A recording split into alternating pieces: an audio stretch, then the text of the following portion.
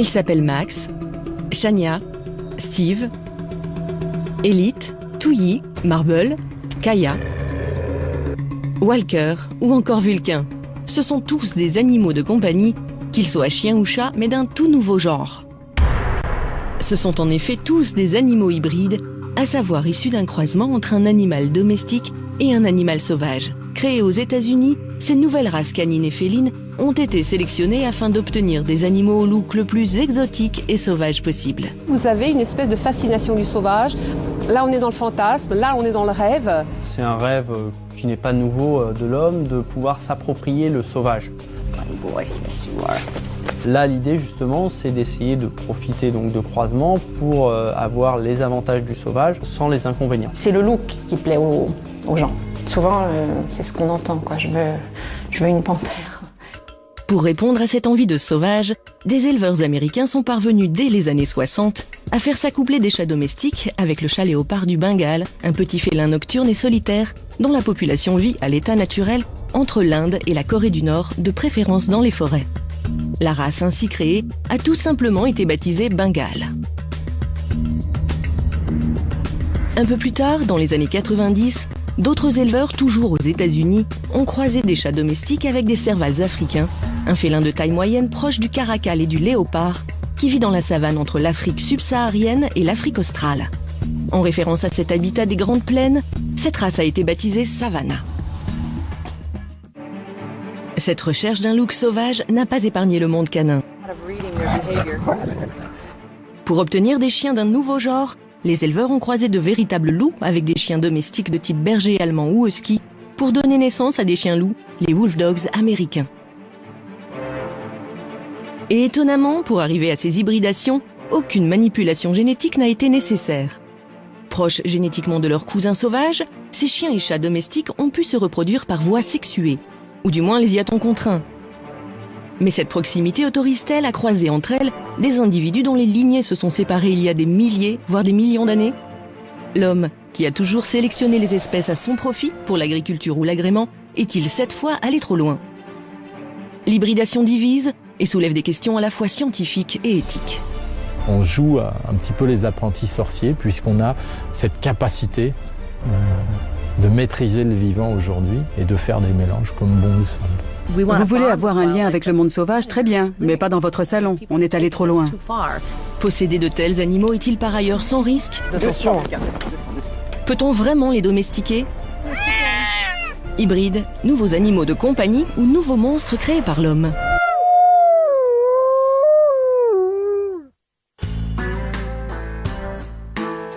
Notre enquête commence aux États-Unis, là où les premiers chats hybrides ont vu le jour.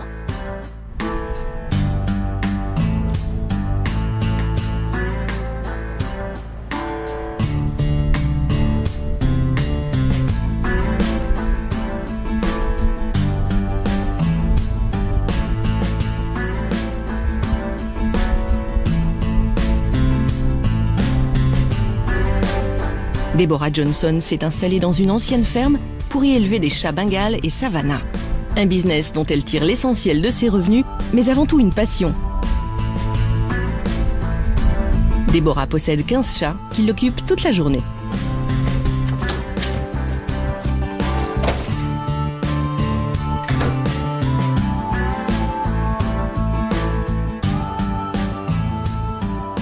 Ça, c'est mon mot égyptien, Isis.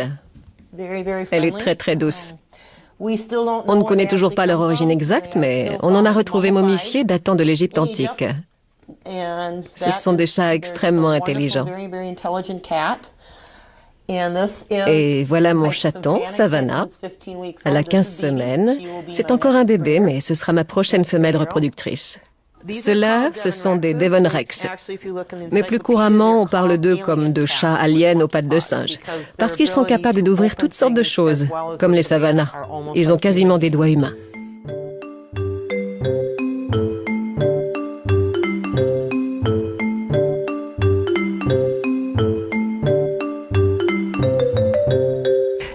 De ce côté-ci, je vais aller voir ce qu'ils font. Elle, c'est Surina, la sœur d'Isis, un mot égyptien de couleur bronze. Ici, vous avez Comail, le voilà. On le surnomme le roi Comail. C'est un Bengale à rosette. Vous verrez peut-être Max aussi. Je suis sûre qu'il se cache quelque part. Et je vais vous montrer mes bébés Bengales. Ils ont seulement 3 semaines. Je vais m'approcher tout doucement parce que je ne veux pas que leur mère sorte. Coucou les bébés. On les a appelés Miss Marble One et Miss Marble Two. Le père a du sang du chat léopard du Bengale, mais il est très doux. On le surnomme le clown. Il a une très grosse tête et une jolie robe tachetée. Voilà les bébés. Bonjour. Ce sont des bébés Bengale, des F3. La classification en F permet de déterminer la proximité des chats avec l'espèce sauvage d'origine. Un F1 est la première génération d'un croisement entre un félin sauvage et un chat domestique. Un animal F2 correspond à la seconde génération et ainsi de suite. Évidemment, plus on s'éloigne de l'animal sauvage originel, moins les traits physiques sauvages sont marqués et le prix varie en proportion. Plus les chats ont l'air sauvages, car ils sont proches des félins, plus ils sont chers. Un Bengale de première génération atteint 4 500 €. Un chat de 5e génération coûtera seulement 1 500 €. Chez les Savannah, plus difficiles à hybrider, les prix peuvent grimper jusqu'à 25 000 € pour des chats de première génération.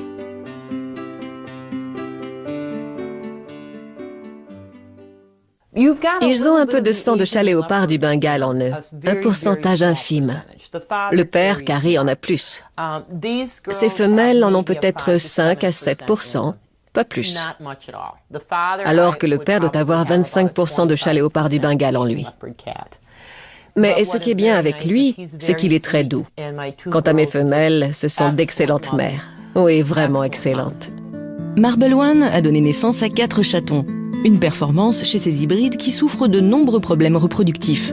Stérilité, naissance prématurée, portée d'un seul chaton, comme si la nature rappelait que ces croisements n'étaient pas tout à fait dans l'ordre des choses. Je m'en occupe tous les jours. Je les manipule tout le temps. Ils reconnaissent ma voix. Je trouve que c'est très important de les socialiser.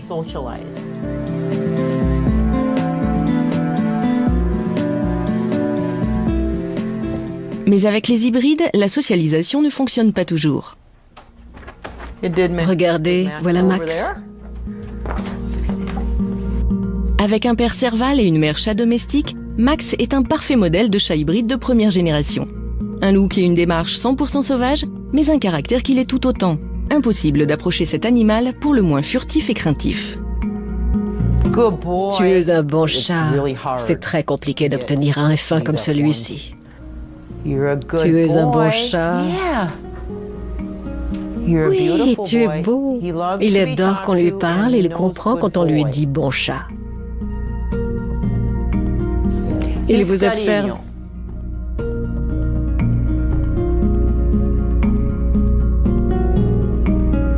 Pour l'acquérir, Debbie n'a pas hésité à débourser 23 000 $, sans aucune garantie de retour affectif sur investissement. Quand je l'ai eu, il avait 6 mois. On ne pouvait pas l'approcher. Il m'a fallu 2 ans pour le rassurer, pour lui faire comprendre que les humains ne lui voulaient pas de mal. Salut, Bibi. Celui-là, c'est un Savannah. Il est très athlétique, un peu comme le Bengale.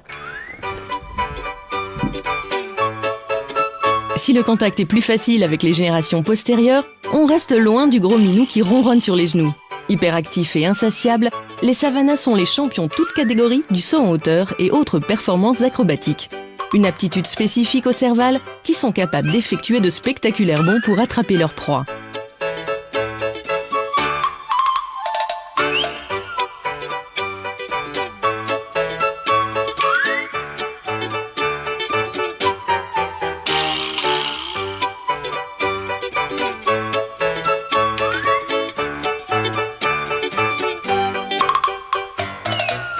Toujours partant pour jouer, ils sont en revanche plus réticents à être manipulés.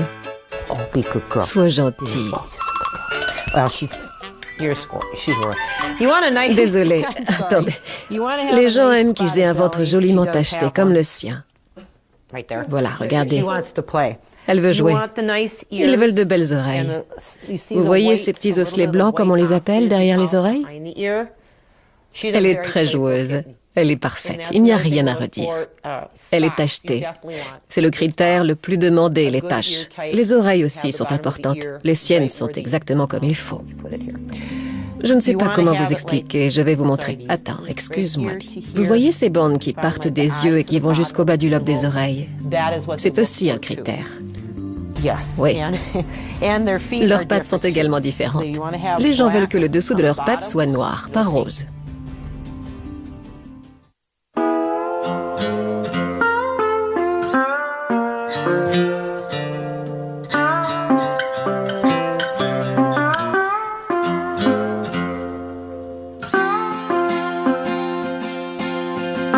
La passion de Deborah pour les félins n'a pas de limite. La législation étant très permissive dans le Wisconsin en matière de détention d'animaux sauvages, elle a pu acquérir un véritable serval africain. Raja, c'est maman. Viens mon bébé. Elle ne vous attaquera pas, sinon je ne l'aurais jamais prise. Je ne l'aurais pas tolérée. Elle aime bien les étrangers. Raja? Raja? Hello. Coucou. You're all done Tu es prête pour ta journée? Tu viens dire bonjour à maman? Viens par ici dire bonjour. It's okay. Ça va? Tout va bien. Tout va bien.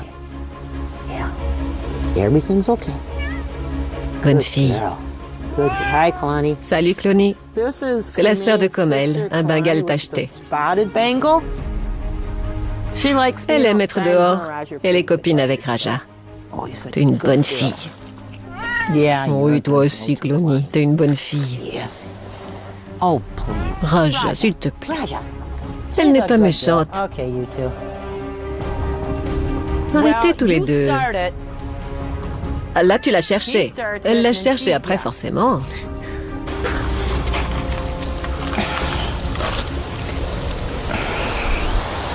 Raja, viens. Good girl. Bien, c'est bien. C'est la sœur de Comey, Clony. There you go. Voilà, je sais, elle t'embête. There you go. Okay. Très bien. They love the natural Il raffole des grandes prairies, des herbes hautes. Elle adore aller se dissimuler dans la broussaille près des marécages. De temps en temps, elle va tomber sur une grenouille. Ils chassent comme les chats domestiques. Les rongeurs, les grenouilles, les petits oiseaux. Ils aiment être au milieu des herbes hautes parce qu'ils peuvent s'y tapir s'ils sentent une menace. Même si Raja est attachée à sa maîtresse, elle demeure un animal sauvage. Une promenade, même en laisse, se transforme toujours en une partie de cache-cache où Raja disparaît dans les hautes herbes, laissant le soin à sa maîtresse de la retrouver. Where are you? Où es-tu?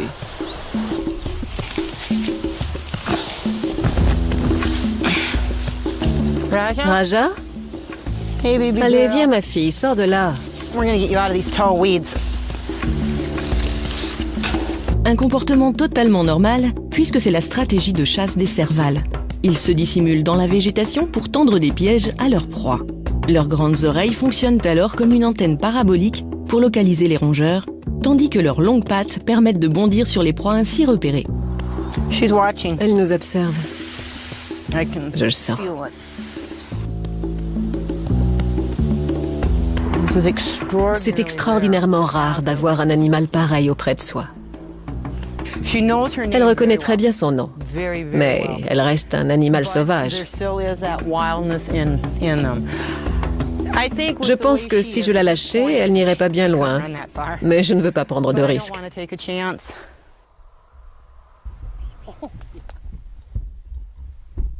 I like J'aime to la reassure her. rassurer. J'imagine que vous êtes la seule personne à avoir établi une telle relation avec elle. Oui, Et votre mari? non. This is play. T'es une dure à cuire. Hein. Ça va, on a compris, t'énerve pas. Not me, them. Goofball.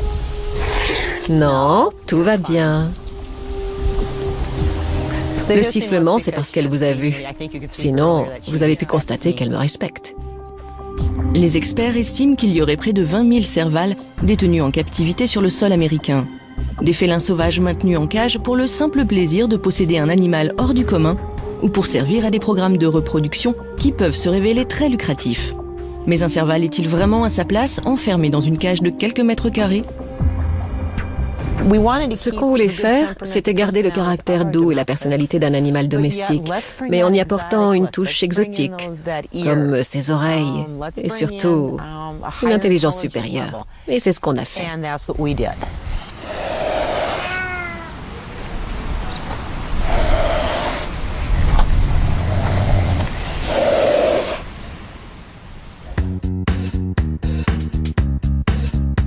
Cette mode des chats hybrides est en train de conquérir la France.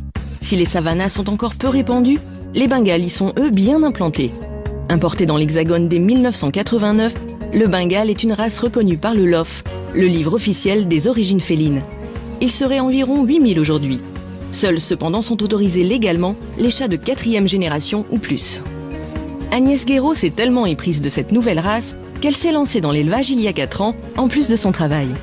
Une passion qui lui demande un fort investissement en temps, mais aussi en argent. Car sa passion n'a pas de limite, elle est allée chercher ses chats dans les meilleures lignées à l'étranger et les a inscrits à des concours félins. Pour chacun de ses chats de compétition, elle débourse en moyenne 10 000 €. Alors, cette chatte s'appelle Nala, enfin son vrai nom c'est Legadema. Et donc c'est une petite femelle qui a 7 mois et demi. Donc cette petite chatte est très très belle. Elle a déjà gagné pas mal d'expositions puisqu'elle est des junior winner. On les a fait venir des États-Unis. C'est le berceau de la race. Oh mon pépé, mon pépé. On peut passer des heures à le regarder, on ne s'en lasse pas. On rentre, parfois on se dit mais qu'est-ce qu'il est beau. Oh oui. On rentre à la maison et on est surpris de les avoir à soi, quoi, de voir ces chats-là magnifiques. C'est toujours un plaisir. Je veux dire, après des années, je les regarde et ils me plaisent toujours. C'est une passion, quoi. Ils sont superbes. Superbe, certes, et surtout plein de vie. Gare au bibelot et au mobilier fragile. Nana en pleine activité. C'est rien. Nana. Non.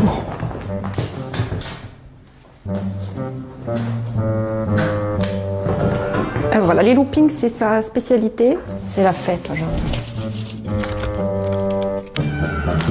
Ouf. Donc, le canapé, je préfère jouer que je l'attrape, hein, parce que ça... Pour Agnès, élever des Bengales est un hobby plus qu'un business. Son élevage lui coûte près de 11 000 € chaque année, entre nourriture et frais vétérinaires. Quant aux inscriptions aux concours internationaux, elle s'élève à plus de 10 000 € par chat. Même si elle vend les chatons entre 1 500 et 2 000 €, elle ne rentre pas dans ses frais. Rien que pour acquérir Chania, elle a déboursé 3 500 €. Elle a des comportements de félin, complètement. Elle, beaucoup plus que les autres. Là, c'est félin, là. Là, c'est... Chania. Oh là là, la tête sauvage. Quand elle se met en colère, quand elle se bagarre, c'est différent. Et les autres le sentent. Rivalité et marquage de territoire sont monnaie courante avec les Bengales, pour qui l'usage de la litière est loin d'aller de soi. Ah oui, c'est difficile, hein. Je pense qu'elle a fait pipi pendant que je parlais, donc je l'ai vu faire. Donc ça, c'est le problème. Il y a beaucoup d'odeurs ici, donc forcément, ils passent les uns les autres, ils marquent leur territoire.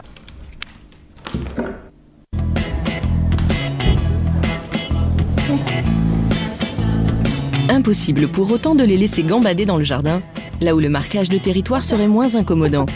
Les Bengales s'échappent volontiers et réintègrent rarement leur domicile une fois dans la nature. Bah oui. Ménage régulier, meubles à protéger, balades en laisse, ces chats demandent énormément d'attention, et ce, dès la naissance. Très important chez le Bengale, hein, la sociabilisation. Tout se joue pendant les 3 premiers mois, je veux dire. C'est le rôle de l'éleveur. Quand ils naissent à la maison, ils sont dans notre chambre, ils sont habitués aux humains, On les manipule tous les jours, au bruit de la maison, l'aspirateur, tous les bruits, de toute façon à ce qu'ils soient complètement sociabilisés. Et si ça a été mal fait, on ne récupère pas. Je vous montrerai un exemple de ma première chatte qui a été importée d'Allemagne. J'ai jamais récupéré, elle a 4 ans. Elle a peur, la pauvre. Donc ça c'est Darjeeling. Et donc qui est un petit peu sauvage. Alors elle est adorable, hein. Elle n'est pas du tout agressive, du tout. Elle a juste un peu peur. Viens Darji, viens Darji. Elle est très timide, ouais, elle est très timide. Viens ma chérie. Donc voilà, regardez, vous voyez, elle a peur. Elle n'est pas rassurée, donc on ne les met pas. Donc je la prends peu parce qu'en fait, je ne veux pas la mettre mal à l'aise. Donc elle est... Attends, Jimmy. Mais elle est super copine avec Walker. Détruit. Tous les éleveurs ne consacrent pas autant de temps à leur portée de chatons cagnès. Parce que les Bengales sont à la mode, nombre d'éleveurs peu scrupuleux les produisent littéralement en série. Ils vendent alors des chatons qui ne seront jamais adaptés à la vie domestique. La situation devient donc ingérable.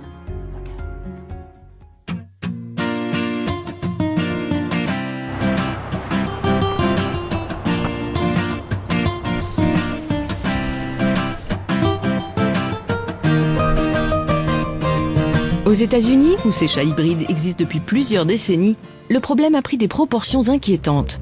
Dans ce refuge pour félins, le Wildcat Sanctuary, accueillir ces chats abandonnés par leurs propriétaires est devenu un casse-tête quotidien. L'ambition de Tamitis, la fondatrice du refuge, était pourtant tout autre à la base. Elle souhaitait seulement recueillir les grands félins que leur maître ne parvenait plus à gérer ou à nourrir. Qu'il s'agisse de tigres, de cougars, de lynx ou de serval, animaux sauvages que n'importe qui ou presque peut détenir dans son jardin aux États-Unis. Mais depuis 9 ans, ce refuge voit affluer les chats hybrides. Aujourd'hui, le Wildcat Sanctuary compte 120 pensionnaires, dont 40 chats hybrides. La plupart des gens achètent des hybrides parce qu'ils les trouvent beaux, sans prendre en compte la personnalité, le tempérament de ces chats. Ici, on dit souvent en plaisantant, on ne se marie pas avec quelqu'un pour son physique. Ce genre de mariage ne dure pas.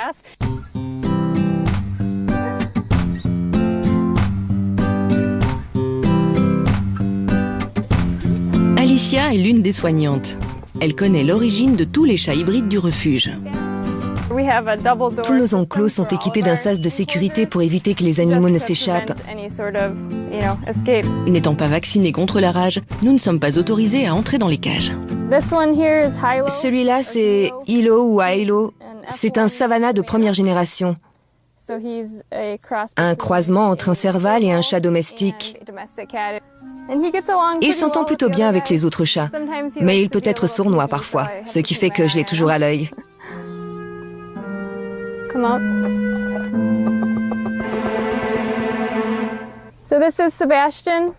Lui, c'est Sébastien, un Bengale. C'est probablement un F3, voire un F4. Le plus souvent, on ne leur trouve pas de famille adoptive parce qu'ils font leurs besoins en dehors de leur litière, ou encore parce qu'ils sont agressifs avec les autres chats.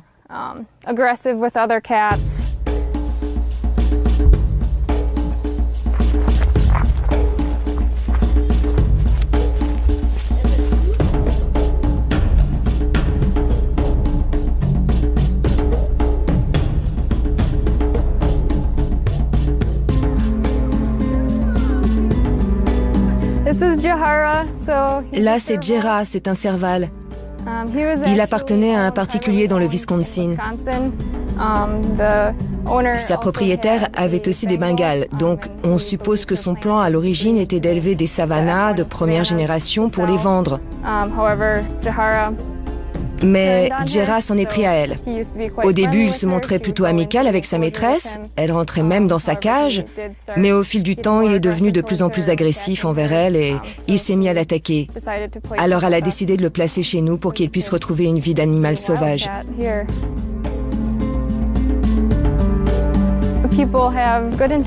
Au départ, les gens sont pleins de bonnes intentions. Ils aiment leurs animaux. Dans leur tête, ils sont convaincus de bien agir. Ils ont le sentiment d'être aimés de leur chat et pensent qu'il suffit de bien s'en occuper pour qu'un chat soit heureux. Ce n'est pas forcément le cas.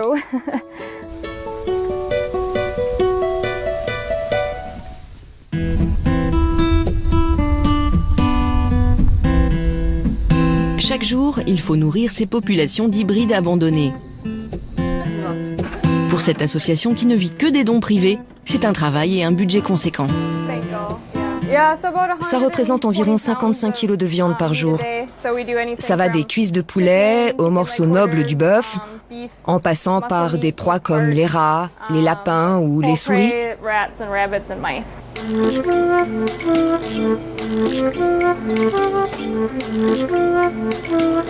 Ce seau, c'est pour les hybrides.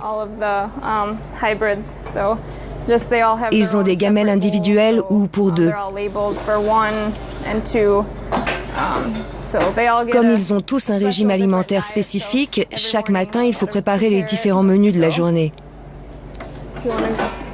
On va les nourrir? Ils nous attendent.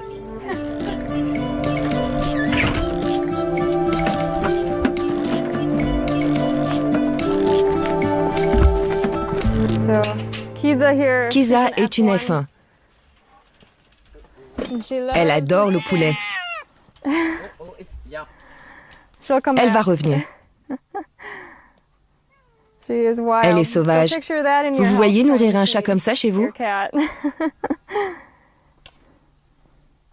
Cette jeune Savannah est indomptable. Très agressive vis-à-vis des autres chats de l'enclos quand il s'agit de manger, elle doit être nourrie la première et se cache des regards pour engloutir ses rations quotidiennes. Son voisin n'est guère plus partageur. Celui-là, on est obligé de le mettre dans une cage à part pour le nourrir parce que si on ne faisait pas ça, il volerait la nourriture de tous les autres. J'ouvre la trappe, il s'avance, je referme, celle-là est un peu rouillée. Ensuite, je la coince avec un bâton parce qu'il serait encore capable de la soulever et de se faufiler. Autre type d'hybride moins répandu, ce chat de jungle est issu du croisement entre un chat domestique et un chaos, un félin dont la population vit entre l'Égypte et l'Asie du Sud-Est. 2 fois plus gros qu'un chat domestique, ce félin est en voie d'extinction dans certaines régions du monde.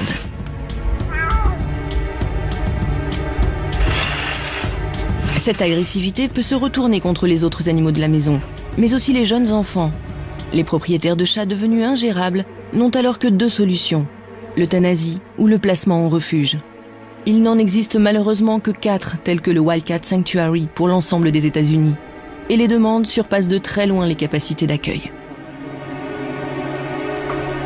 On reçoit environ 40 appels par mois de gens qui veulent se débarrasser de leur Bengale, avec toujours les mêmes récriminations.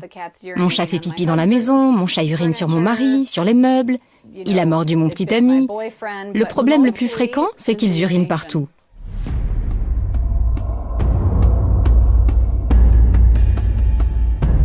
La solution, c'est d'arrêter de produire de nouveaux hybrides de chats sauvages. On a suffisamment de chiens et de chats domestiques merveilleux. Pourquoi en créer de nouveaux si c'est pour leur réserver ce destin? Ne contribuez pas au problème en achetant votre animal chez un éleveur. Notre slogan, c'est « adopter au lieu d'acheter ».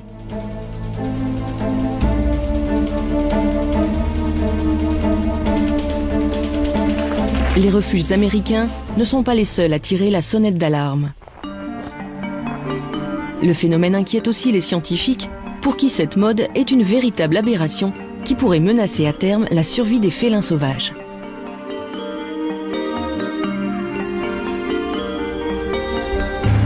Bonjour. Grégory Breton, qui parcourt le monde pour recenser les espèces félines dans leur milieu naturel, travaille en étroite collaboration avec les douanes qui lui remettent régulièrement des individus issus du trafic d'animaux sauvages.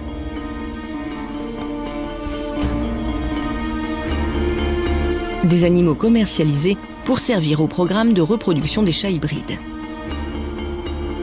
Alors actuellement ici dans notre parc, là, le parc des félins, on a 5 chats léopards du Bengale adultes et il y en a 3 qui sont ici saisis de douane ou qui ont été confiés parce que des éleveurs n'en voulaient plus.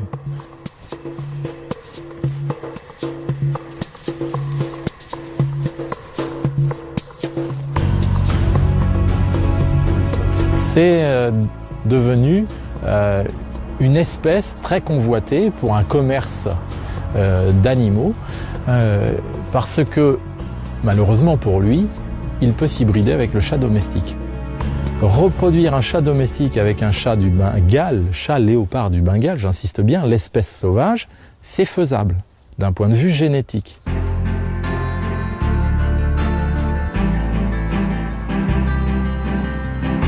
Parce qu'ils sont génétiquement proches, les félins peuvent s'accoupler et avoir des petits. Mais il ne s'agit pas pour autant de sélection naturelle. Ce que l'on fait, c'est qu'on force les animaux à avoir des petits qui n'ont rien à voir.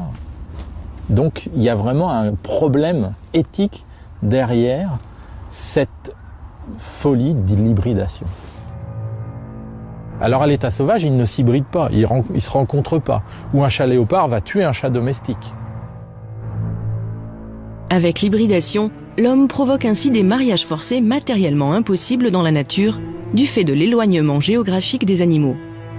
En effet, vivant sur des continents séparés par des océans, ni les chats léopards asiatiques ni les servals africains n'auraient jamais pu rencontrer des chats domestiques américains.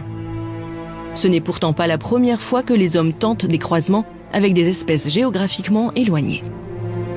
Alors l'homme a essayé des choses, il a essayé d'hybrider le tigre avec une lionne, ou un lion avec une tigresse, un léopard avec un jaguar.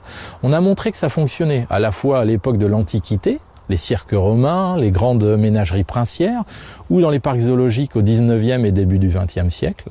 Aujourd'hui, seuls quelques parcs zoologiques chinois ou russes se prêtent encore à ce type d'expérience. Un liligre, fruit d'un père lion et d'une mère mi-lion, mi-tigre, vient de naître dans un zoo sibérien. Mais la plupart des zoos occidentaux refusent désormais catégoriquement ces hybridations pour se consacrer plutôt à la défense des espèces en danger. Et pour les sauvegarder, il est primordial de ne pas mélanger leurs gènes. Le chat léopard, c'est une espèce de félin parmi les 36 espèces sauvages. Et d'un point de vue évolution, il a divergé de la lignée du chat sauvage il y a 6 millions d'années. L'homme, lui, il a domestiqué le chat sauvage africain, et seulement le chat sauvage africain, il y a à peu près 4000 ans. En Égypte, à Chypre, en Mésopotamie.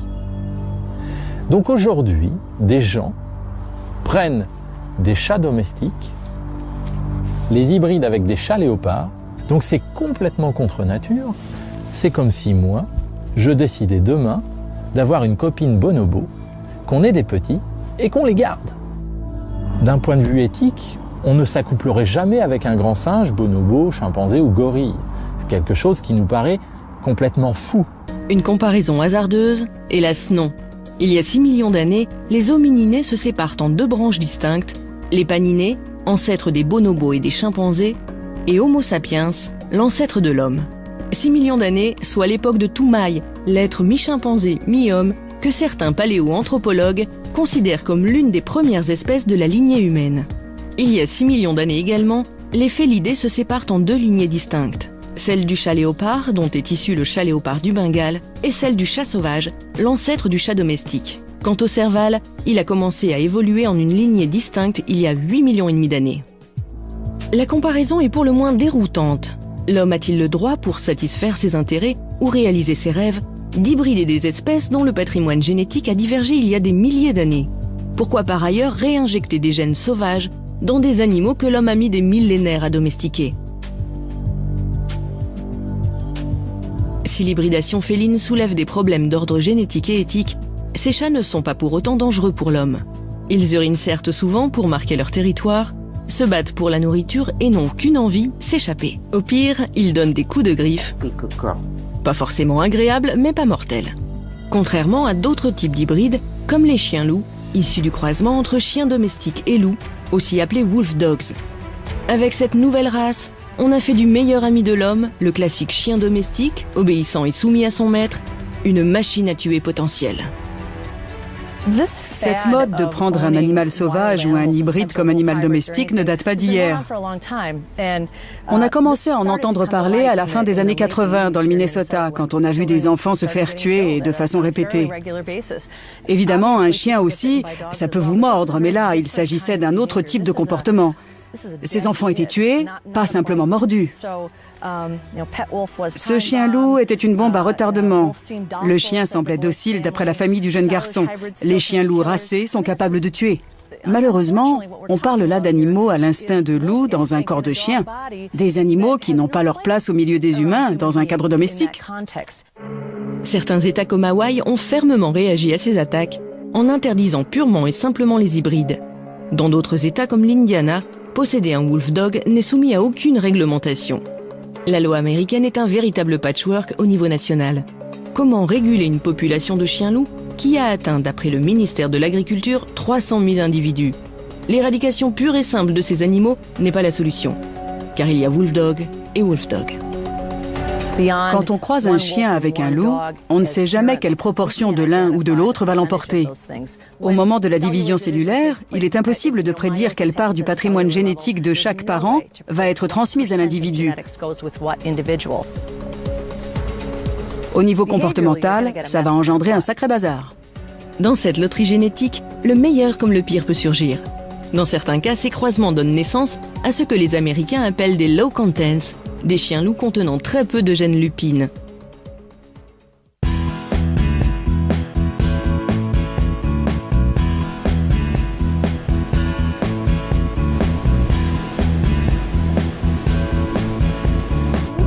Les chiens-loups de Leslie sont emblématiques de ces low contents.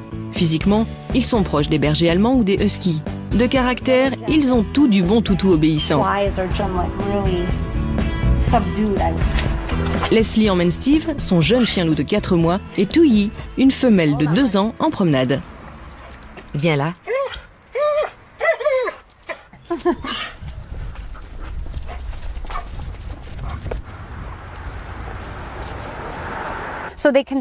Ils ont dans leur patrimoine génétique des gènes de loup sauvage, de loup gris, de loup roux, de loup argenté ou autres loups du même genre.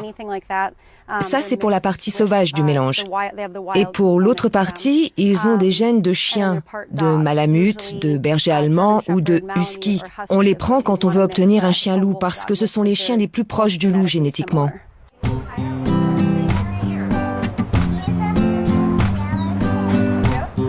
Ils vont revoir Kaya, une femelle que Teresa, une amie de Leslie, a adoptée. Elle, c'est Kaya. Coucou Kaya. Kaya faisait auparavant partie de la même meute. Les chiens-loups, même hybridés, ont conservé de leur ancêtre lupin en mémoire le sens de la hiérarchie. Et la hiérarchie, ça se respecte et ça ne s'oublie jamais. Elle s'en souvient. Salut ma belle. Elles se parlent. C'est pas nécessairement mauvais signe. En se parlant, elles retrouvent la place qu'elles avaient dans la hiérarchie. Face à Touyi, Kaya baisse la queue et les oreilles avant de se mettre sur le dos. Malgré sa stature plus imposante, Kaya montre ainsi qu'elle reconnaît la chef de meute.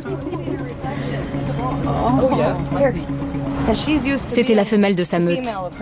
C'est ce qu'elle est en train de signifier à Kaya, que c'est elle la femelle dominante et Kaya l'accepte encore parce qu'elle est plus jeune.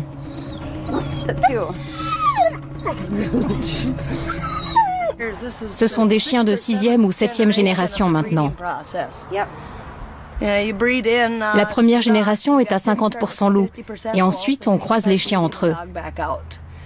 Ça donne des animaux qui, tout en gardant des caractéristiques du loup, sont beaucoup plus chaleureux avec les humains et pas agressifs. Chez elle, vous retrouverez le museau allongé et un peu pointu, les canines plus grandes et plus incurvées. Elle a les mêmes oreilles plus courtes et moins poilues. Ça évite que les insectes s'y nichent. Sa fourrure est constituée de plusieurs couches. Elle a un poil de couverture long et en dessous, vous pouvez le voir ici, on l'a tendue pour l'été. Elle a un duvet laineux pour l'hiver. C'est une espèce de laine de mouton recouverte d'un manteau doux.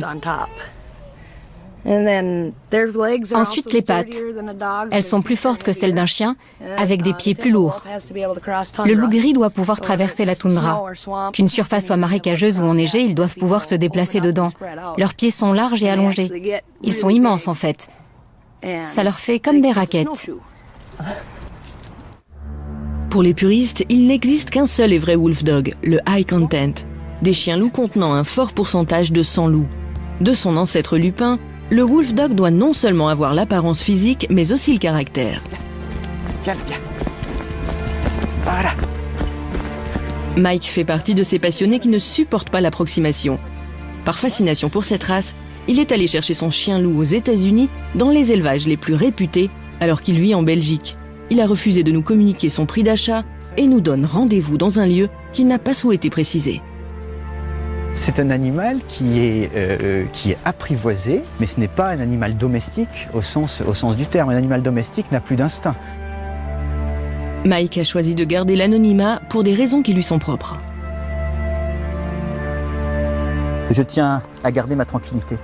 Beaucoup de personnes de la communauté des Wolf Dogs sont extrêmement jalouses et je tiens à préserver absolument la sécurité et la tranquillité de Vulcain contre toutes ces personnes malveillantes. Recule, parce que si... Non. Là, il a vu la viande. On va couper. Allez, viens. Descends, c'est fini. Allez. Tu es allé chercher aux États-Unis. On peut un peu voir. On va le faire descendre? Ouais. Viens, Vulcain, viens. Vulcain. Allez, on y va. Tu veux que je le tienne? Attends, va doucement parce que... Ouais, tu le prends? Hop. Pour que Vulcain s'habitue progressivement à notre présence, nous commençons par une balade en forêt où le chien loup se sent dans son élément. Il doit nous accepter comme faisant partie de la meute. Cédric, l'ami qui a aidé Mike à l'apprivoiser, est là pour nous décrypter son comportement et agir en fonction. En fait, c'est des animaux qui sont des véritables éponges, ils vont refléter notre comportement. Si nous on est amical avec vous, il va être amical ou neutre. Par contre, si on veut pas de vous, ça va être autre chose. La promenade est rythmée par les arrêts de Vulcain, dont les instincts de chasseur sont toujours à l'affût. Ah oui, là il y a des poules.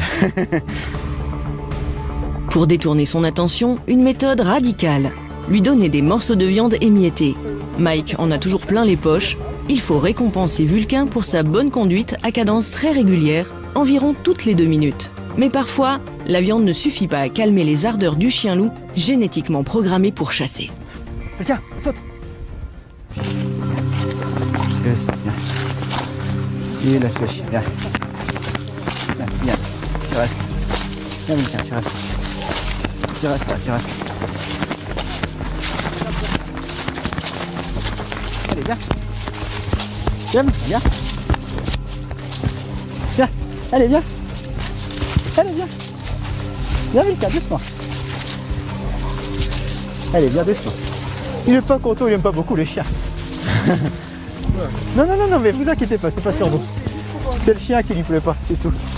Allez, viens. Tu laisses le chien. Allez, on y va. Allez, Vulcain.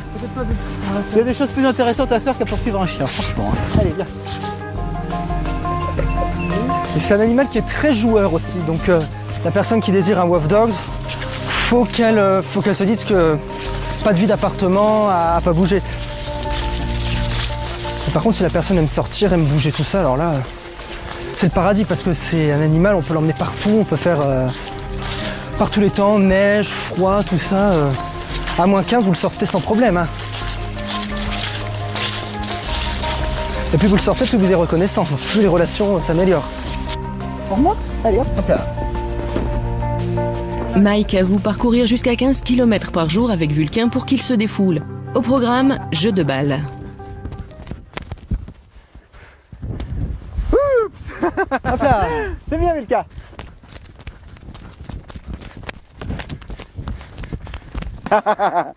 Allez, Vulcain, hop là. Oh, ça s'est détaché, un morceau. Wolf Dog destructeur. Allez, viens, on y va. Viens. Mais aussi baignade dans une eau automnale un peu frisquette.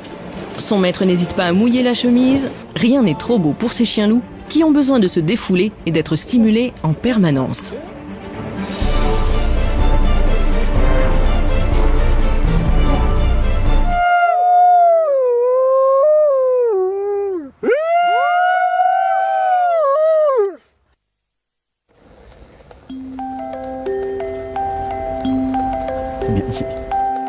L'exercice se complique quand Mike décide de poursuivre la promenade en ville, un milieu plutôt hostile pour Vulcain. Avec toutes les précautions nécessaires, on évite soigneusement les passants. Vulcain. Et le moindre bruit peut être source de stress. Viens. Attends, viens. Voilà. Vraiment, je suis fier de toi, tu sais. Je suis très très fier de toi. Les wolf dogs ont hérité de leur ancêtre loup cette capacité à entendre des sons à une fréquence beaucoup plus élevée que la nôtre. 40 kHz contre 20 seulement chez l'homme. De fait, la moindre pétarade de moto retentit en eux comme une déflagration. Doucement, Vulcain, n'aie pas peur. Attends, tiens. Il a peur des motos. Prends le verre, il a peur. Doucement, Vulcain, doucement. C'est rien. C'est fini, c'est fini, c'est rien. C'est rien. Viens, Vulcain, viens. Tu restes avec moi? Viens, Vulcain, viens. Voilà. Ah oui, il va être beaucoup plus, vous allez voir les yeux qui vont tac, mouvement. Attends la voiture.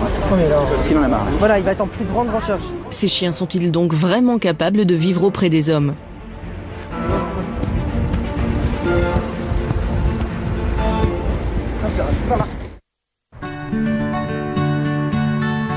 Pour Peggy Callahan, qui étudie le comportement des loups en captivité au Wildlife Science Center, ces hybridations sont en totale contradiction avec la nature même des loups.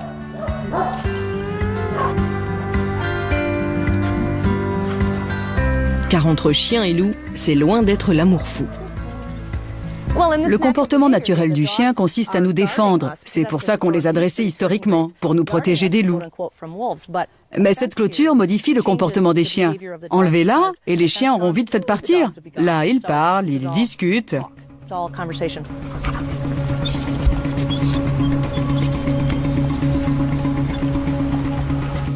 Tout le monde est content.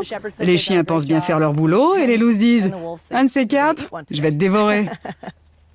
Ce qui est intéressant, c'est qu'elle se pose des questions sur ce petit chien. Est-ce qu'il va se soumettre ou pas?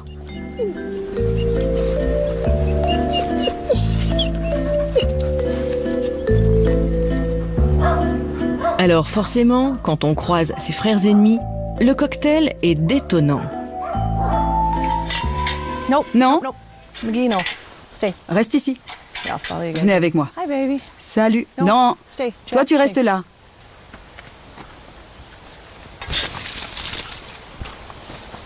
Buddy?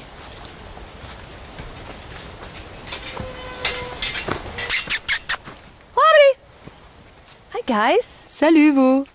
Venez par ici. Hi, Coucou. What's up? Ça va? Salut toi. Come here. Viens. Hi. Bonjour. Good boy. Come here. C'est bien. Approche-toi. Ces animaux sont des hybrides de chiens et de loups, sans qu'on puisse dire quel pourcentage du chien et quel pourcentage du loup ils ont en eux. Si on regarde leur physique, leur phénotype, on peut observer que la femelle a plus de caractéristiques du chien que le mâle. Elle a un pelage clair, le mâle est plus foncé. Lui a un corps fin, plus proche du loup. Il n'empêche que tous les deux ont tué des chiens alors qu'ils étaient encore très jeunes. Ça, c'est un comportement de loup. Elle avait 4 mois quand elle a tué un chien. Vous imaginez? Un chiot qui tue un chien. C'était un petit chien, mais quand même. Lui avait 6 mois quand il a tué un chien qui jusque-là était son copain. Il connaissait ce chien et pourtant un jour, il l'a tué.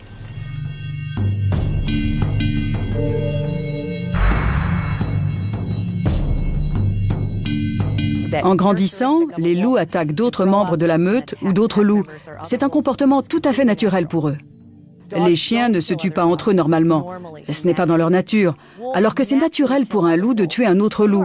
On est en train de mélanger 2 espèces qui ont été séparées il y a 20 ou 40 000 ans. Il n'y a pas encore de consensus scientifique sur le moment où la domestication est intervenue. Nous sélectionnons un chien pour qu'il ne s'attaque pas aux humains ou aux autres chiens. La nature a sélectionné le loup pour qu'il s'en prenne aux autres loups. C'est là que ça coince. Ne restez pas devant la porte, s'il vous plaît. Salut mon beau, allez viens, approche-toi. Je décrypte leur comportement quand ils m'approchent. Là, il est totalement soumis, mais ça peut changer très vite.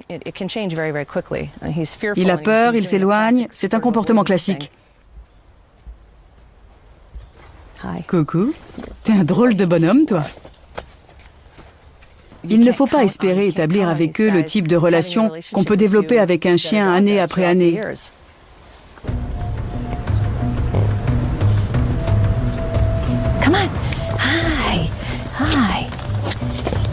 Il a de sacrées canines. Elles sont longues. Elles vont jusqu'à sa lèvre inférieure. C'est bien. Elle est extrêmement agressive. Pas avec les gens, mais avec les autres animaux. C'est dans son tempérament.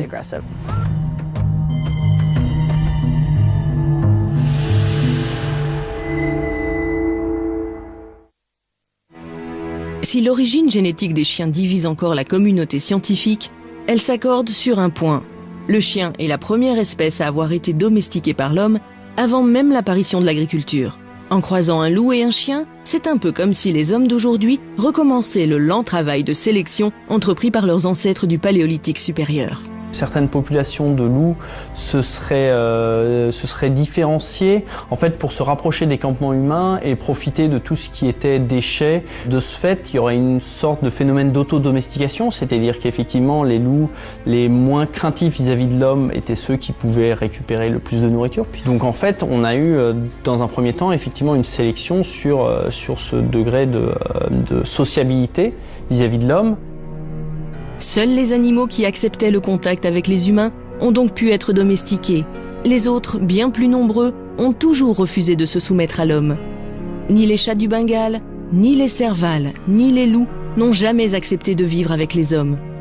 Les hybrides toléreront-ils mieux cette situation ou resteront-ils toujours des animaux sauvages dont le seul rêve est de recouvrer leur liberté ?